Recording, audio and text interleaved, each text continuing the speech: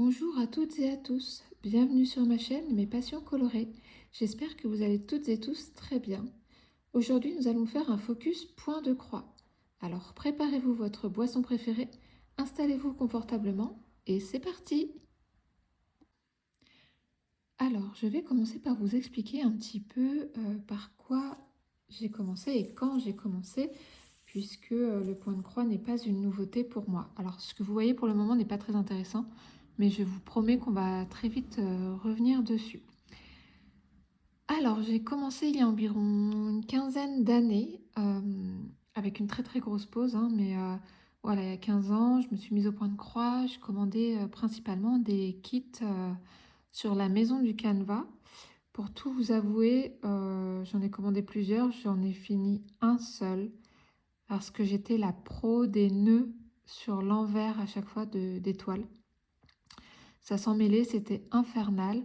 Donc je laissais tomber et voilà, j'ai fini que un seul projet que j'ai offert à ma belle-mère parce qu'il me semble que c'était un tigre si ma mémoire est bonne. Donc j'ai arrêté un peu avant d'être enceinte, je crois, il y a 8 ans. Je me suis mise au coloriage, passion coloriage pendant 4 ans. Ensuite, forcément, passion d'épée. Et il y a à peu près 2 ans, Oraloa avait sorti des points de croix estampés. Et alors, comme je ne fais jamais les choses à moitié, j'en ai commandé 3 d'un coup. Sauf que j'avais pas vraiment fait attention au descriptif. Chaque point de croix contenait une soixantaine de couleurs et n'était finalement pas petit. Donc c'était hyper compliqué en fait. Il y avait pas mal de petits endroits où c'était confetti. Donc confetti en diamond painting, c'est un peu long, mais ça se fait. En point de croix, c'est un peu pénible parce qu'il faut tirer les fils, l'envers est pas beau.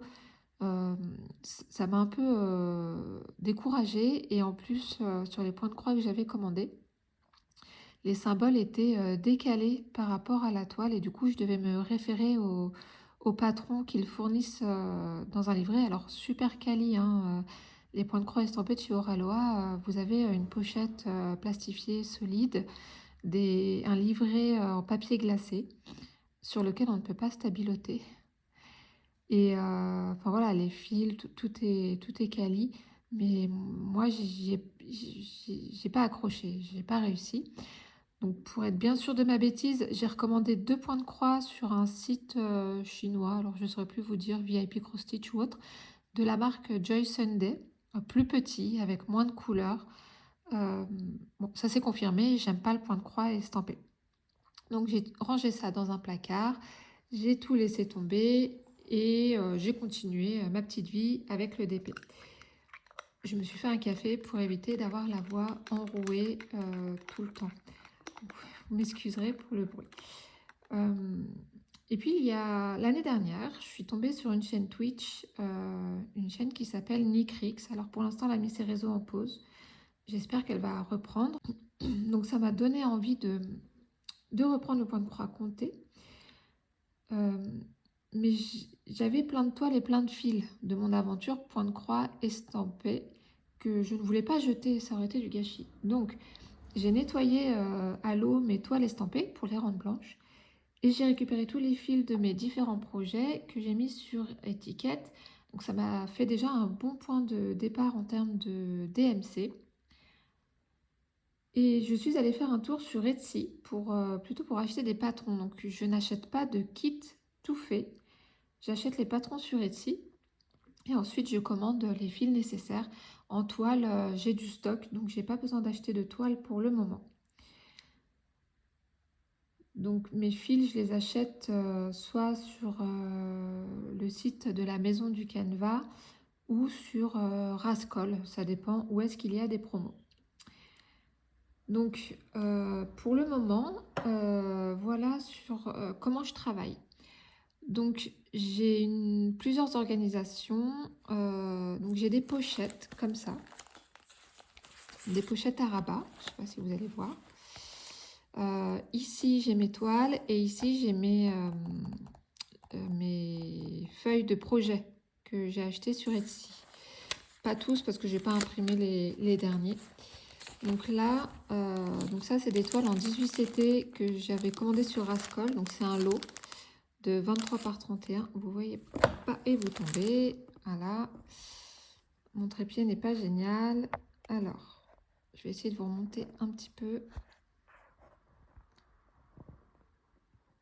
Hop, je suis désolée pour le fail. J'espère que ça va tenir. Mon trépied est vraiment pas génial. Donc voilà, donc 18 CT, 23 par 31, ça nous laisse de quoi faire pas mal de petits projets. Il y a pas mal de toiles hein, dedans, il y en a une, c'est des grands, c'est plié en deux il me semble. Voilà, donc il y a de quoi faire en 18 CT. Là, j'ai du 11 et du 9 CT, donc ça doit être du 11 CT. Ça, c'est les toiles que j'ai lavées, à l'eau, elles étaient estampées avant. Après, je coupe que ce que j'ai besoin. Voilà. Ça, c'est un coupon que j'ai commandé. Alors, je sais plus si c'était sur la Maison du Canevas ou Rascol. Pour compléter une commande pour éviter les frais de port, en fait. Et je la trouve super belle, cette toile. Il faut que je trouve un projet à faire dessus. Pastel, comme ça. Assez printanier. Il faudrait que je trouve quelque chose à faire dessus. Et alors ça, si je ne me trompe pas, c'est une toile en 9 CT. Pareil, c'était de l'estamper et je l'ai lavé en fait pour la rendre blanche. Hop.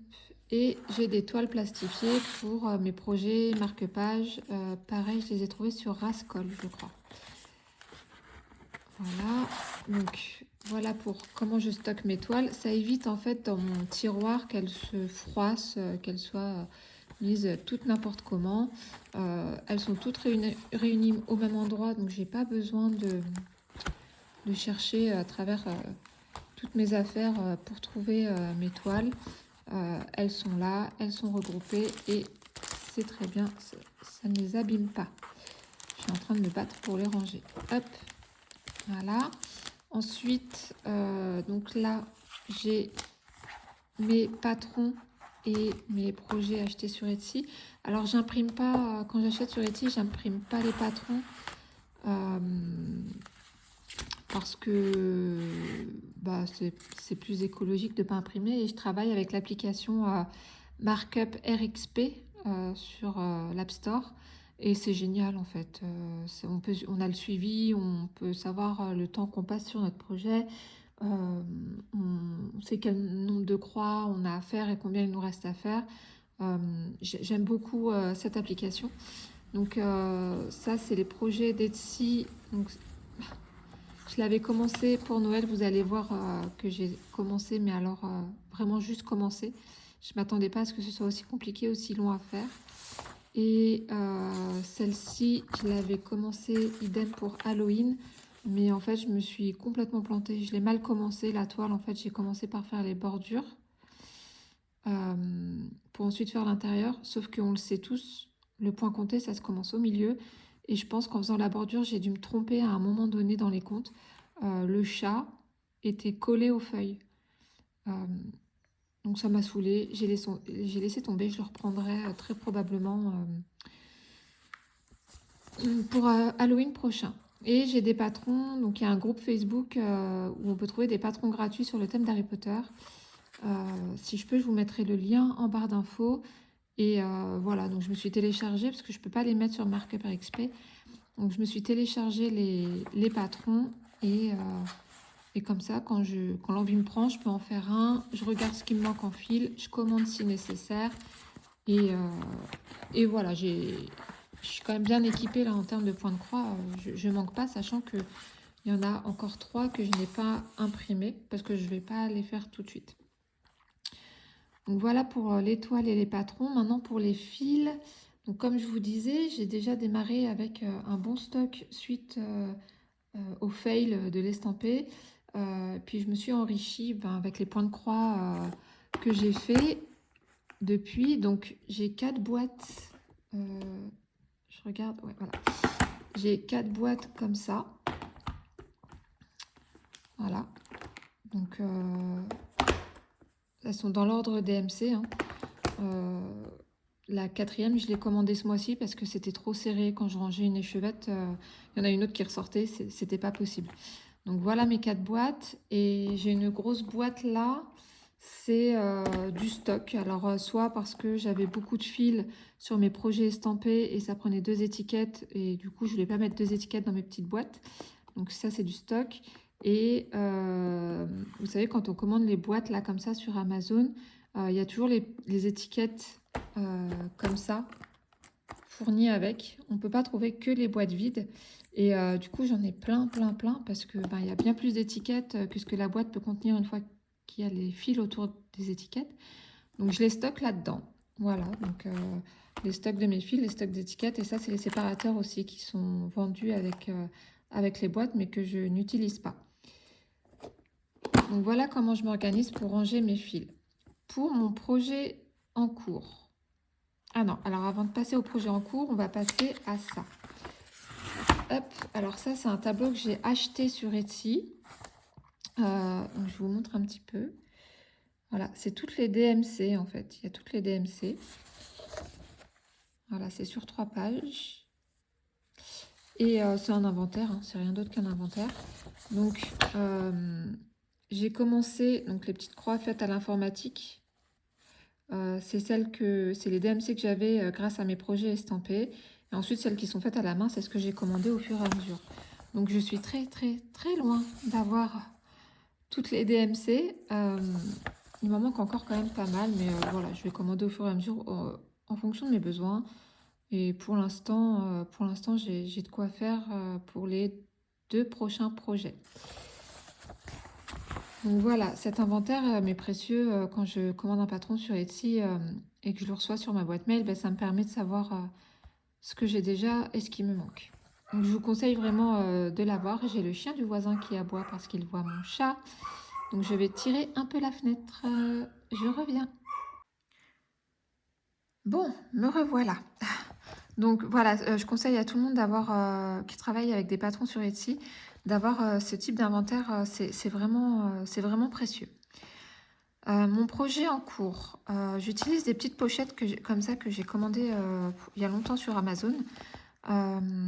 C'est pas mal. Alors là, tout tient parce qu'il n'y a pas beaucoup de couleurs. Sur un projet qui a plus de couleurs, je pense qu'il faudra plutôt partir sur une pochette. C'est tout bête, hein, moi j'utilise des sacs congélation. Voilà, comme ça. Là, c'est un projet en cours que je vous montrerai tout à l'heure.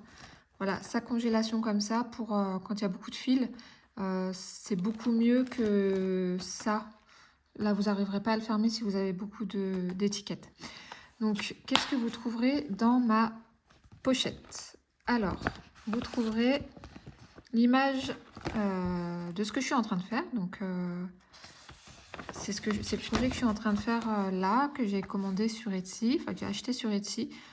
4 € et des poussières, je crois. Hyper facile à faire, parce qu'on le voit, c'est que des blocs. Que des blocs. Un petit peu de backstitch pour les étoiles, là. Je sais pas si vous allez voir. Voilà. Je vais juste modifier tout ce qui est en noir, là. J'ai commandé, je sais pas si je vais réussir à vous montrer, j'ai commandé un fil un peu brillant sur la maison du Canva. On voit que ça brille un petit peu. Seulement, je ne m'attendais pas à ce qu'il soit comme ça. Je ne sais pas s'il se travaille comme tous les autres, s'il faut tirer un brin, le plier en deux. Il va falloir que je me penche sur la question, mais je pense que ça va bien rendre sur mon projet. Je vous montrerai, je vous montrerai où j'en suis. Donc voilà, vous trouverez donc le projet. Vous trouverez, donc ça, hop, c'est là où j'en suis. Donc, un tambour, pas très grand, trop grand, ça me gênerait. S'il était plus grand que ça me gênerait. Donc, voilà où j'en suis. J'ai pas avancé beaucoup, mais du point de croix, j'en fais principalement que quelques heures le soir, 1 heure ou 2, pas plus. Entre le moment où ma fille est douchée et le moment où on passe à table. Donc, c'est vraiment... voilà, je brode peu. J'ai un petit aimant, en fait, c'est un aimant qui venait d'un cover minder et qui s'est détaché. Donc voilà, c'est un petit aimant tout bête. Hein, attendez. Hop, voilà. Tout bête, tout simple. Au lieu de le jeter, ben voilà, je l'utilise comme ça.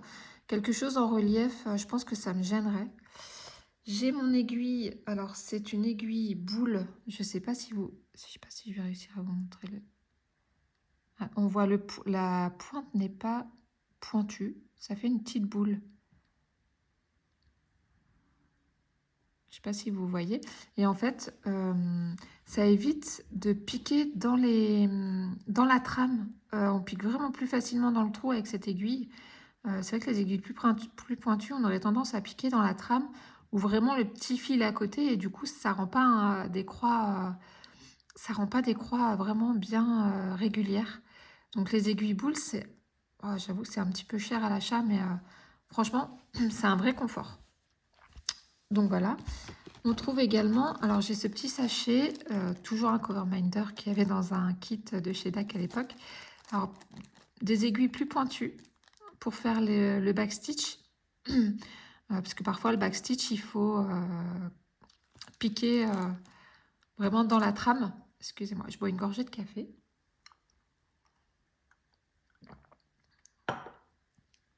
Voilà, donc il faut piquer vraiment dans la trame. Et c'est plus facile avec une aiguille pointue qu'avec une aiguille boule, hein, on ne se le cache pas. Et j'ai un enfil aiguille. Voilà, je l'utilise surtout, vous savez, quand le fil est super court et qu'il faut le fermer à l'arrière. Donc en fait, je passe mon aiguille dans la trame sans le fil parce que le fil est trop court. Je passe l'enfil aiguille, pouf, dans le chat. J'attrape mon petit morceau de fil, je le repasse dans l'aiguille et du coup, ça me permet de tout tirer d'un coup pour fermer mon fil. Je ne sais pas si c'est très clair. J'essaierai de vous faire une vidéo, mais je ne suis pas super bien équipée là pour filmer de la broderie. Mais vous pouvez trouver ce genre d'astuce en farfouillant un peu sur YouTube. J'ai rien inventé, je l'ai moi-même vu sur YouTube, hein. Donc voilà. On va trouver du petit matériel comme ça. Donc le ciseau, j'ai commandé sur AliExpress, je crois. Oui, AliExpress. Alors il est pointu, c'est un chouïa dangereux. Il coupe plus très bien. Ici, au début, enfin là, la pointe, la lame, elle est émoussée. Il faut que je coupe là, sur la fin. Donc, franchement, je vous conseille d'acheter un bon ciseau de couture parce que il est beau, mais il n'est pas très solide. Et en plus, la housse, elle est dangereuse parce que la pointe ressort. Donc, quand on le met, quand on le range, il faut vraiment faire attention à pas trop enfoncer dans la petite housse parce que ça peut être dangereux. Et j'ai ce qu'on appelle un découvite, s'il veut bien s'ouvrir. Attendez. Voilà. Un découvite, donc pour quelqu'un comme moi qui se trompe très régulièrement. Alors soit j'ai de la chance, je me rends compte tout de suite et je peux défaire mon travail, soit je me rends compte au moment où je suis en train de broder une autre couleur et ben, du coup, il faut défaire toute l'autre couleur sur laquelle je me suis trompée. Et donc on passe le découvite entre les croix, comme ça, il y a une petite lame là, je ne sais pas si vous allez voir. Il y a une petite lame. Et ça permet d'enlever les fils plus rapidement. Euh, c'est l'objet de malheur parce que quand on l'utilise, ça veut dire que il faut tout refaire après. Et voilà, ça c'est les couleurs dont j'ai besoin pour mon projet. Alors moi j'adore le violet, le mauve. Et du coup ce projet est vraiment fait pour moi. Il est vraiment des couleurs douces. Voilà, vous voyez, il n'y en a vraiment pas beaucoup de couleurs. Donc c'est agréable à broder. Je sais que ça va être rapide à faire parce qu'encore une fois, c'est que du bloc. Et c'est vraiment des couleurs que j'aime.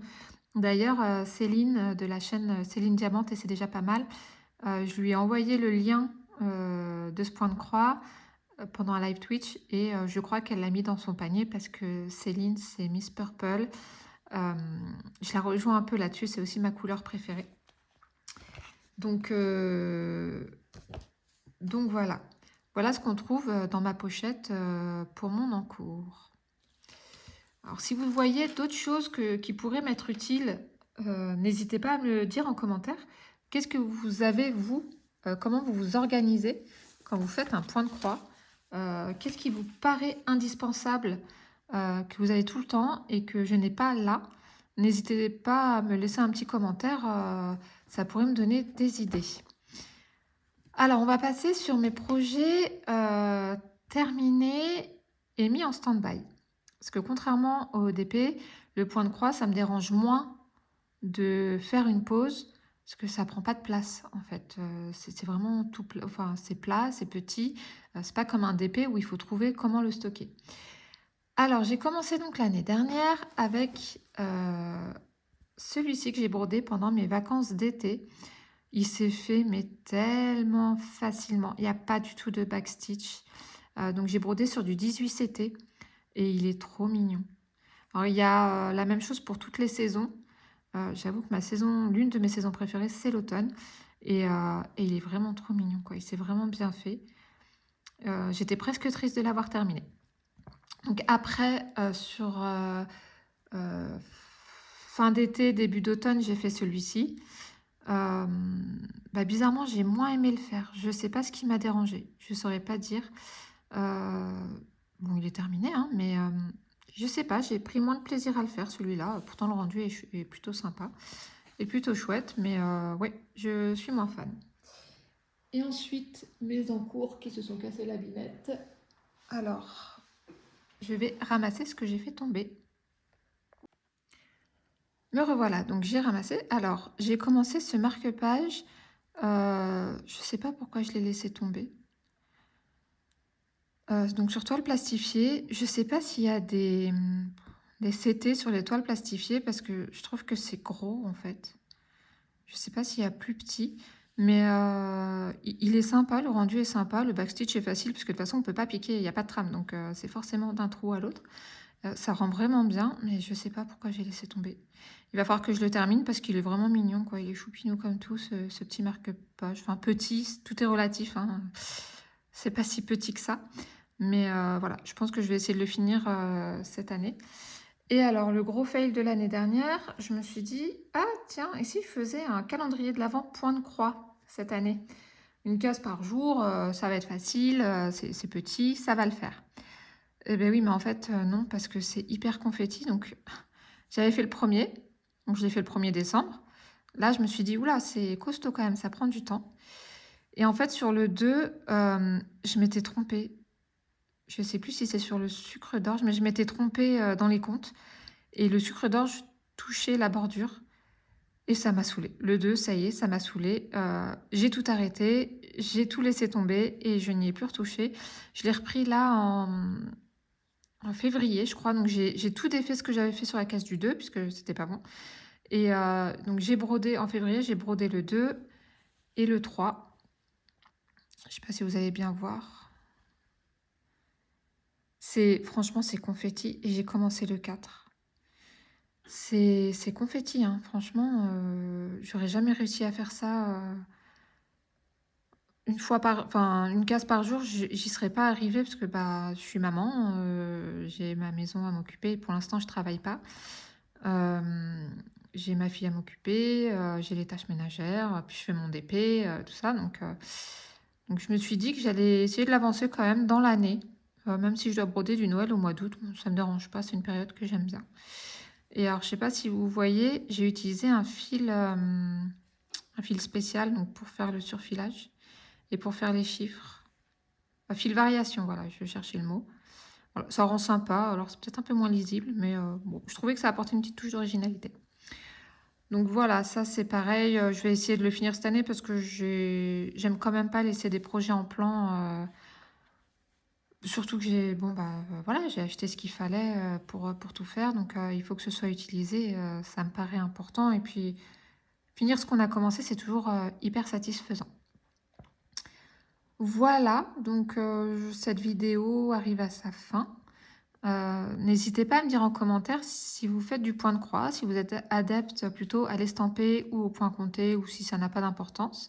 Est-ce que vous commandez vos kits déjà tout fait? Est-ce que vous passez par Etsy ou les deux? Quel est votre matériel, vos indispensables? À quel moment vous brodez? Est-ce que c'est plutôt saisonnier chez vous? Je sais que beaucoup aiment broder en automne-hiver, un peu moins l'été. Moi, ça peut être toute l'année, je pense. Un petit projet par-ci par-là, ça peut être sympa. Voilà, n'hésitez pas à me laisser des commentaires. J'échangerai vraiment volontiers avec vous sur le point de croix. Voilà, merci d'avoir regardé cette vidéo. Je vous souhaite à tous et à toutes une belle journée ou soirée en fonction de quand est-ce que vous allez la visionner. et je vous dis à très bientôt sur ma chaîne. Bye bye!